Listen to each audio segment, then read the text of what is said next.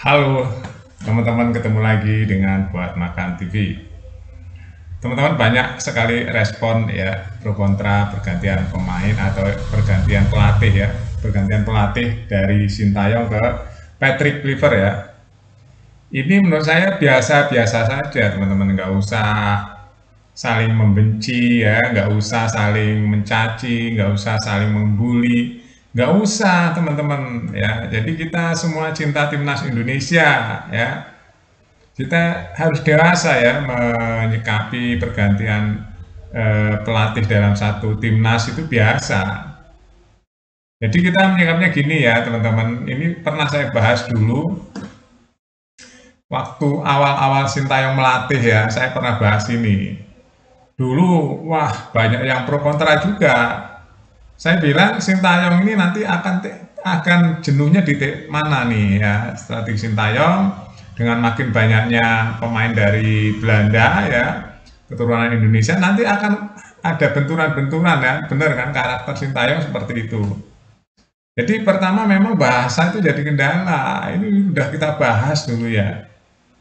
Walaupun sekarang Sintayong itu mencapai titik tertinggi ya, breakthrough ya, memecahkan rekor-rekor, tapi nggak lepas dari Erick Thohir teman-teman, nggak lepas. Sintayong bisa hebat gitu kan karena pemainnya itu disupport oleh Erick Thohir, hebat kan pemainnya. Jadi kalau yang sekarang saling membuli, saling menjelek-jelekkan, itu nggak bagus buat timnas Indonesia ke depan ya. Ya, jadi saya tadi sudah melihat karakternya Patrick ya. Bahkan susunan-susunan pemain Patrick itu udah banyak gambaran ya. Ada yang 4-2-3-1, ada yang pokoknya dia modelnya model serang ya mainnya teman-teman. Seperti timnas Belanda juga. Saya dulu pernah membuat video tentang 10 besar Belanda ya. Jadi Belanda itu kan 10 besar dunia ya teman-teman. Indonesia adalah Belanda KW. Ya minimal kita bisa 30 dunia, 50 dunia, hebat nggak coba? Alasannya apa? Alasannya gampang. Ya, timnas Indonesia ini diambil dari pemain-pemain yang ada di Belanda walaupun bukan yang terbaik ya, tapi di bawah Belanda berapa level gitu ya. Bayangin aja, sekarang Belanda 10 besar dunia. Ya kan? Maksudnya rankingnya udah kelas dunia banget gitu. Kalau Indonesia berapa kalinya Belanda aja, 5 kali aja udah 50-an lah ya. Hebat nggak tuh teman-teman? Atau 40-an, targetnya Erick Thohir 50 besar dunia tuh. Itu bisa tercapai teman-teman, asalkan ya itu tadi, ngeblend ya antara pelatih dan pemain. Saya dulu udah nyarankan pelatih dari Belanda aja, harus semakin banyak pemain dari Belanda, ambil pelatih dari Belanda, ya pasti akan membuat Belanda KW teman-teman. Belanda KW itu nggak jauh dari Belanda kualitasnya.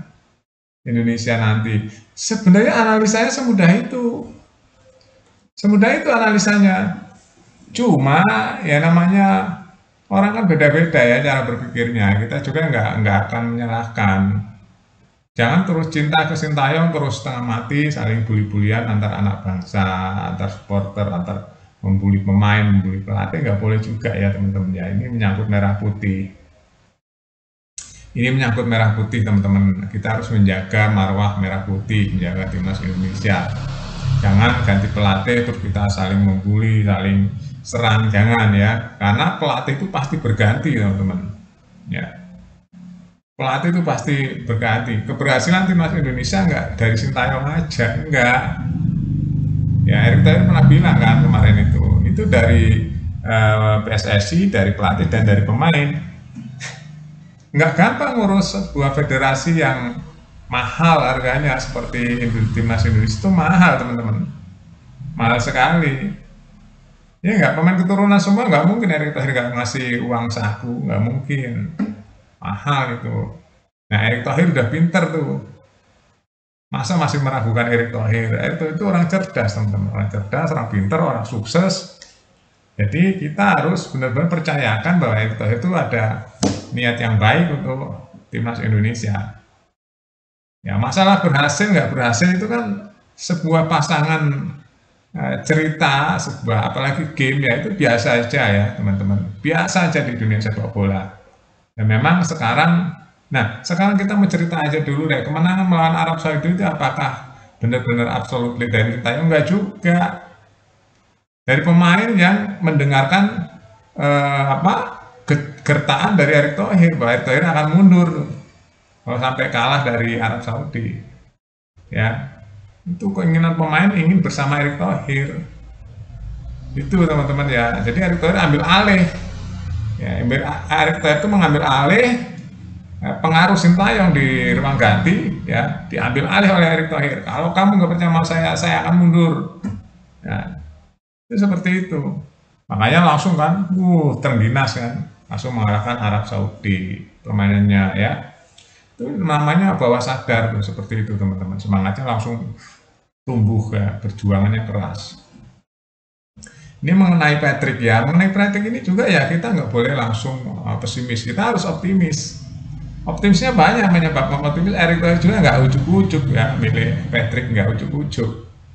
Dia didampingi oleh ahli-ahli juga, oleh asisten pelatih yang ahli juga. Ya nggak ujuk-ujuk itu enggak. Patrick juga kan memiliki track record yang bagus waktu dia jadi pemain. Jadi pengalaman pribadi itu bisa mendorong keinginan dia untuk aktualisasi diri. Ini saatnya ya, yang netizen gila-gilaan Indonesia akan saya bikin bangga gitu. Niatnya kalau saya nggak berhasil, saya juga akan dihancurkan netizen Indonesia gitu ya. Jadi ini tantangan juga, challenging juga nih buat Patrick ya, Patrick Kluivert dan timnya ya. Ini kalau bisa berhasil, wah ini luar biasa ini. Ya langsung tenar di Indonesia, tenar. Indonesia netizennya paling barbar di seluruh dunia kan. Bisa mengangkat tinggi sekali, bisa menjatuhkan dalam sekali. Itu netizen Indonesia seperti itu. Ya makanya masuk ke timnas Indonesia adalah sebuah challenging. Kalau berhasil ya berhasil sekali, kalau jatuh ya bisa jatuh beneran. Seperti Sintayong ini berhasil sekali kan, baik keuangannya, ya karirnya karena netizen. Dia selain melatih timnas Indonesia, bintang iklan di mana-mana. Iya kan? Ya itu rezeki di Indonesia itu seperti itu. Jadi kaya raya Sintayong melatih di Indonesia, gajinya gede, apa sekarang tunjangan puluhan miliar sekarang, ya kan? Terus bintang iklannya langsung banyak sekali. Udah kaya raya melatih di Indonesia berapa tahun. Itulah Indonesia, makanya berkah sebenarnya ya. Cuma ya itu menjadi challenging jadi pelatih timnas Indonesia. Kalau gagal ya netizennya pasti luar biasa. Kalau berhasil ya luar biasa juga, diangkat oleh netizen langsung. Ya makanya kita teman-teman ya harus optimis ya. Nah, saya yakin Patrick juga punya pengalaman pribadi yang hebat sebagai striker ya. Jadi kita harus positif aja, dan kita punya ketum PSSI yang terbaik loh hari ini. Jangan menganggap Erick Thohir biasa-biasa saja, dia nanti akan tersinggung. Erick Thohir itu the right man in the right place. Pengalamannya nggak ada yang meragukan Erick Thohir. Dia tahu segala-galanya dia. Dia coba bayangin aja, Menteri BUMN loh ya, 2 periode. Kebayang nggak itu? Cari sponsor sehebat Erick Thohir nggak ada ketum PSSI. Hanya Erick Thohir yang bisa cari uang 100 miliar. Oh, sponsor bola pada berduyun-duyun. Iya kan? Kalau ketum yang lain bahkan meninggalkan utang kan dulu. Beda kan? Kemampuan manajerial, kemampuan keuangan, kemampuan tentang pengetahuan bola, kemampuan link di seluruh dunia tentang bola dia menguasai, dan dia banyak teman di dunia bola. Nah, ketum yang lain belum tentu sekuat Erick Thohir link dan kemampuannya ya. Dan manajerialnya, pengalaman bolanya, masa masih ragu? Jangan teman-teman ya, masalah sukses dan enggak itu hal beda ya. Erick Thohir adalah orang yang terbaik sebagai ketum PSSI hari ini ya.